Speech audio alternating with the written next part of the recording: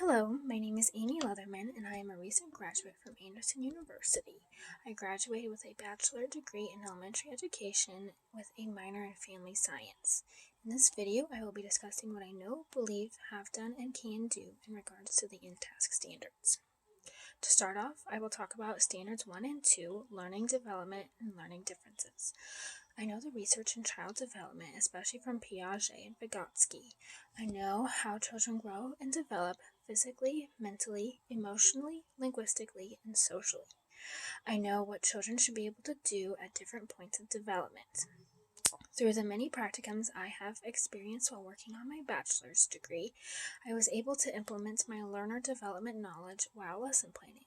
For example, when I was planning my lessons for my kindergarten literature practicum, I chose books with less text, more pictures, and proper word choice. I also made my vocabulary definitions kindergarten friendly so the students would be able to understand them. I have also learned about various learning disabilities that will be present in my classroom and how to understand and accommodate those disabilities.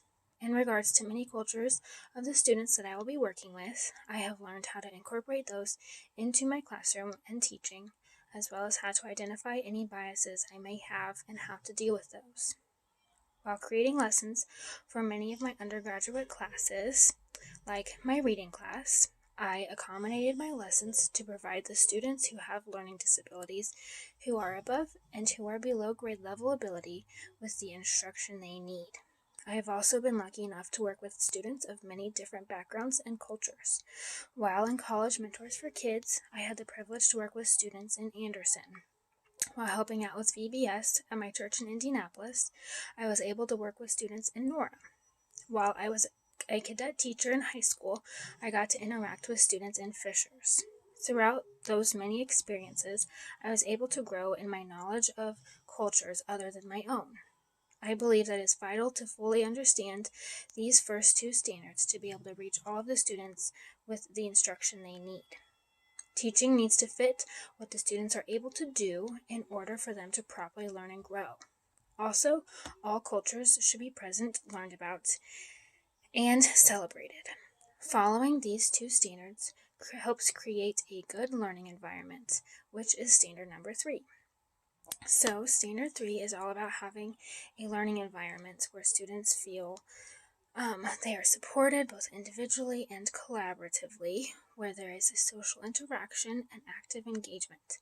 I know that it is important to have a classroom environment where students feel safe and valued, and I will accomplish this by building relationships with all of my students and their families, as well as being in constant communication with them. I also have knowledge that students should get many opportunities to work with others to build their social and collaborative skills, and I believe this can be implemented in many ways in instruction. At the same time, I know that it is good for students to work by themselves, as well as get individual help from the teacher. I have been able to design multiple lessons where students work in groups, in partners, individually, and with myself as the teacher. For standards 4 and 5, content knowledge and content application, I know that as a teacher, I need to know what I am teaching my students. I also know that I need to be able to teach that content in a way that is meaningful to the students, as well as accessible. While teaching the content, it is important to be able to connect it to other concepts and to allow students to think critically and creatively and use problem-solving skills. To build my content knowledge, I took classes in all of the content areas while as an undergrad, so now I know what I will be teaching. As for teaching the material, I have learned about and used many different teaching models, such as Bloom's taxonomy, to reach my students in meaningful ways where they are able to use critical thinking, creativity, and problem solving. I believe that these evidence-based teaching models are the best way to help my students learn what they need to be successful both in school and in life. During my reading tutoring practicum, I was able to apply what I know about the process of learning how to read, to choose books, and what to focus on while working with my student. Through that, I was able to help my student think about what he was reading and apply that knowledge that he had learned. Standard 6 is assessment. I know the various forms of assessment, such as formative and summative assessments, as well as when and how to implement them. I know that formative assessment is extremely important to help the teacher focus instruction on the needs of the students, as well as for the students to receive feedback on how to improve. I believe that there should be many different forms of assessment in the classroom, such as essays, multiple choice tests, exit tickets, self-assessment, peer assessment, and so on. Students can show what they know in a multitude of ways, and it is important to give them the opportunity to do so. In one of my lessons during my kindergarten literature practicum, I assessed my students by having them do a group activity. This is just one of many ways that I have used assessment in my lesson plans that I have created. As for Standards 7 and 8, planning for instruction and instructional strategies, I know many evidence-based models of teaching. As I mentioned earlier, I am able to use models such as the 5E model and Bloom's taxonomy. Students should be able to make connections with other material they are learning and their own lives, as well as be able to apply that knowledge. I believe that students should get many opportunities to see what they are learning about in the real world around them in order to make the information meaningful and to make connections.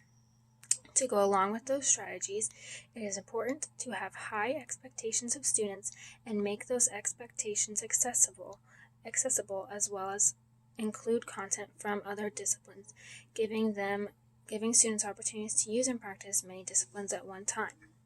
For example, you can create lessons that use both science and math or combine music and dance with social studies. In my practicum for teaching PE, I was able to use instructional strategies while planning and implementing instruction. I included science, literature, song, dance, and many other things in lessons, as well as helped students connect what they were learning to their own lives and experiences.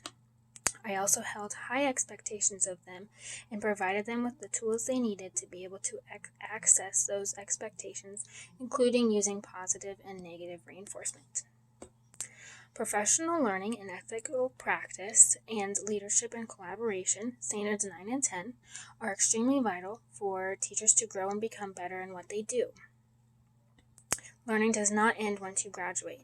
It's an ongoing process that will improve your practices.